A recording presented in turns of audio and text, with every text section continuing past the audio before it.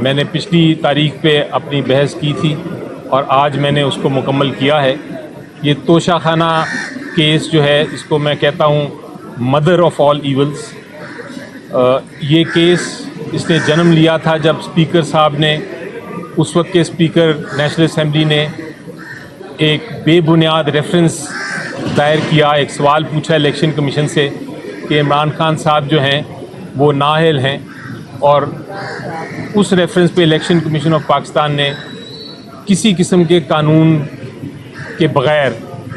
آئین کی خلاف ورزی کرتے ہوئے، الیکشن ایکٹ کی 2017 کی خلاف ورزی کرتے ہوئے، کسی قانون کے بغیر انہوں نے ڈسکوالیفائی کر دیا، اور اس کے بعد ایکشن جتنے دیکھا آپ نے، توشہ خانہ 1، توشہ خانہ 2، توشہ خانہ 3 کرمنل کیسز عمران خان صاحب کے خلاف بے بنیاد قسم کے کیسز بنائے گئے۔ تو آج اس کیس کی بحث تھی اور میں نے عدالت کو یہ سبمٹ کیا، عدالت کو یہ پیش کیا اور کہا کہ یہ جو ریفرنس تھا آئین کی خلاف تھا، کیونکہ آئین یہ کہتا ہے کہ ریفرنس صرف تب فائل کیا جا سکتا ہے جب کوئی عدالت نے پہلے سے سزا دے دی ہو کسی کو اور اس سزا میں نااہل کر دیا ہو، تب آپ ریفرنس فائل کر سکتا ہے اسپیکر۔ لیکن اس کیس میں عمران خان صاحب کے خلاف کسی قسم کا مقدمہ نہیں تھا اس وقت جب اسپیکر نے بھیجا، نہ ہی اس وقت کوئی کسی قسم کا فیصلہ تھا ان کے خلاف جس سے نااہل کیا گیا تھا۔ اس لیے جو ریفرنس تھا وہ غیر قانونی، غیر آئینی تھا، اور جو الیکشن کمیشن آف پاکستان تھا ان کو صرف ایک اختیار تھا، اور وہ یہ تھا کہ ریفرنس کو وہ واپس کر دیتے، یہ کہہ کے کہ ہمارے پاس چونکہ کوئی فیصلہ نہیں کسی عدالت کا، اس لیے عمران خان صاحب نااہل نہیں ہیں۔ لیکن الیکشن کمیشن آف پاکستان نے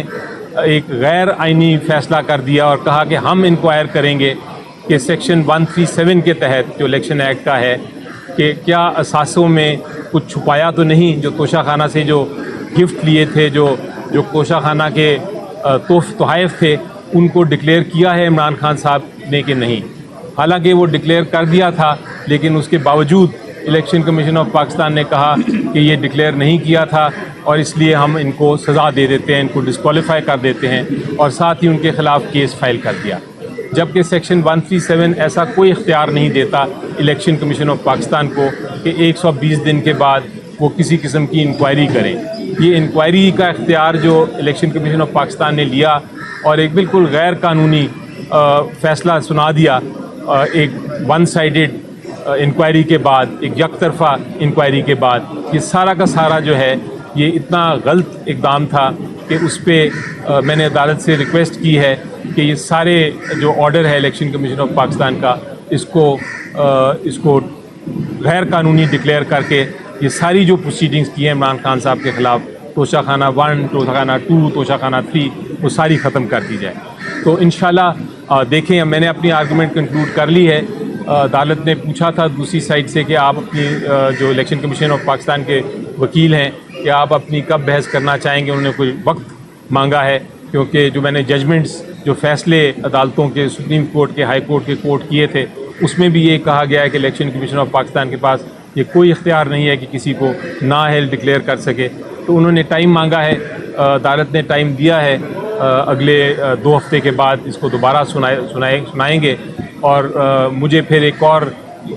اجازت ہے کہ جب وہ اپنی بحث کمپلیٹ کر لیں تو اگر کوئی ایسے معاملات ہیں جس پہ مجھے جواب دینا ہے تو میں پھر ایک جواب میں اپنی بحث کر سکوں گا۔ تو یہ پوزیشن ہے اس وقت۔ یہ بتا دیں، میرا سوال کیس سے ریلیٹڈ نہیں ہے۔ لاسٹلی جب احتجاج ہوا پی ٹی آئی کی کوئی بھی لیڈرشپ نظر نہیں آئی، جو کارکنان ہیں وہ ڈنڈے کھاتے رہے، آنسو گیس کی شرح برداشت کرتے رہے۔ کیا یہ ناانصافی نہیں ہے پی ٹی آئی کی لیڈرشپ کے اپنے کارکنان؟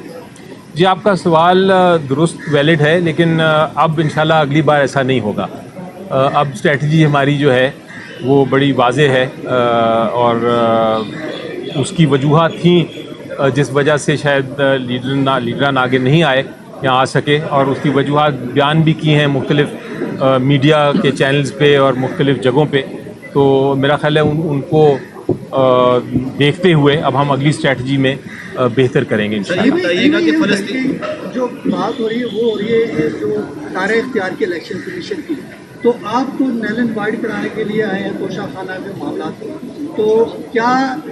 دائرہ اختیار کے فیصلے کے بعد دائرہ اختیار کے حوالے سے تو اس کا کیا امپیکٹ پڑے گا اس پر؟ کیا وہ جو ڈیسیجن پہلے کیے گئے ہیں وہ نل اینڈ وائڈ ہو جائیں گے یا نہیں؟ جی دیکھیں، جب یہ قانون یہ ہے کہ اگر کوئی بھی جیسا الیکشن کمیشن ہے اگر اپنے دائرہ اختیار سے بڑھ کے یا اسے باہر جا کے کوئی فیصلہ کرتی ہے تو پھر وہ فیصلہ جو ہے اس کو غیر قانونی ڈکلیئر کیا جاتا ہے. اس کو ہم کہتے ہیں نل اینڈ وائڈ ہے، یعنی کہ وہ ہے ہی نہیں، وہ بالکل غیر قانونی ہے. تو اس کے تحت جو بھی کارروائی ہوئی اس کے بعد اس فیصلے کے تحت وہ ساری کی ساری کارروائی پھر ٹوٹ جاتی ہے، گر جاتی ہے. جس طرح کہتے ہیں کہ جب اس کی ایک عمارت کی نچلی فاؤنڈیشنز ہی آپ ضائع کر دیں تو پوری عمارت پھر گر جاتی ہے. اسی طرح جتنے اقدامات ایک غیر قانونی آرڈر کے الیکشن کمیشن آف پاکستان کے آرڈر کے اوپر غیر قانونی جو اقدامات لیے گئے ہیں ان کو بھی غیر قانونی ہی قرار دیا جاتا ہے، وہ پھر نل اینڈ وائڈ ہوتے ہیں. اچھا سر، یہ بتائیے گا کہ اگر یہ غیر قانونی اقدامات کی آپ ذکر کر رہے ہیں تو اگر یہ کیس مکمل ہوتا ہے تو اس کے بعد آپ کنٹمپٹ آف کورٹ میں جائیں گے؟ کیا ان کے خلاف جن لوگوں نے یہ غیر قانونی اقدامات کیے ہیں کیا ان کے خلاف آپ کو پٹیشن ڈالیں گے؟ جی دیکھیں، جب آپ کی الیکشن کمیشن آف پاکستان کا یہ فیصلہ اگر آتا ہے کہ یہ سارا فیصلہ غلط تھا، قانون کے خلاف تھا، آئین کے خلاف تھا، تو اس پہ کنٹمپٹ تو نہیں بنتی، وہ فیصلہ ختم ہوتا ہے. آپ نے دیکھا کہ الیکشن کمیشن آف پاکستان کے خلاف ایک فل بینچ نے وہ ریزرو سیٹ کے معاملے میں سپریم کورٹ کے 13 جج صاحبان نے بھی کہا کہ وہ فیصلہ غلط ہے،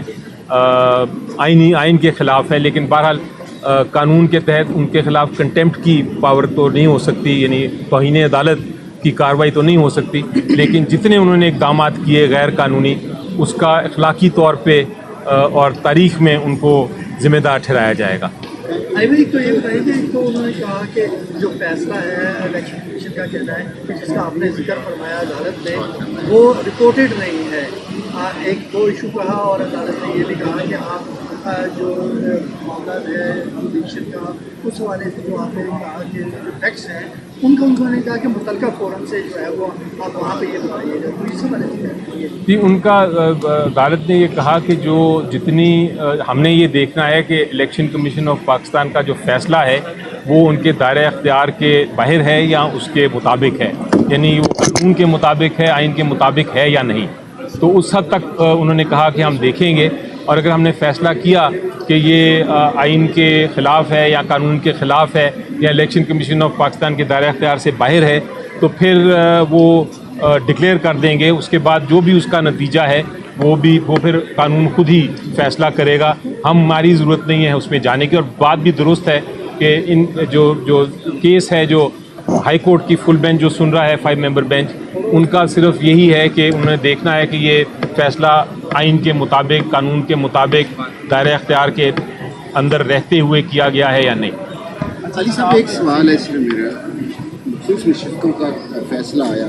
8 ججز نے اس کے فیصلہ کیا، الیکشن کمیشن ابھی تک اس کو نہیں مانا. کیا یہ فیصلہ جب آ جائے گا کیا آپ سمجھتے ہیں کہ الیکشن کمیشن اس کو مان لے گا؟ کیا آیا ایسی کوئی اتھارٹی آپ سمجھتے ہیں یا سپریم کورٹ اس کے اوپر کاگنیزنس لے گا کہ الیکشن کمیشن اعلیٰ عدالتوں کے فیصلوں کو کیوں نہیں مانا؟ جی دیکھیں، بالکل آپ نے بہت بجا، میں بھی یہ سوال اپنے سے ہر روز پوچھتا ہوں صبح کہ ایک آرڈر ہے سپریم کورٹ آف پاکستان کا اور وہ order election commission of Pakistan نہیں مان رہی. سپریم کورٹ آف پاکستان ہر قسم کا کیس سننے کو تیار ہے. ابھی وہ ریسنٹلی آپ نے دیکھا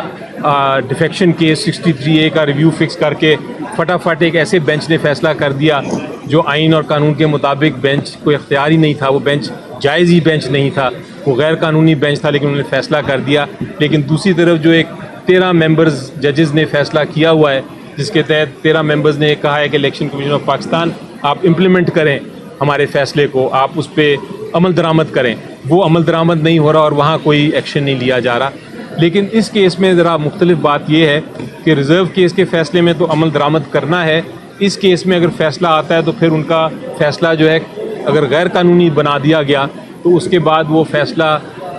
عمل درآمد کرنے کی اس پہ ضرورت نہیں ہوگی، وہ بلکہ فیصلہ قانون کے مطابق ہی امپلیمنٹ نہیں ہوگا. اس لیے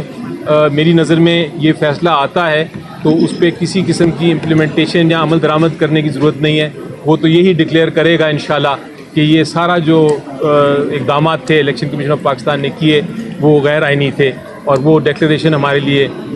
کافی ہے. Thank you.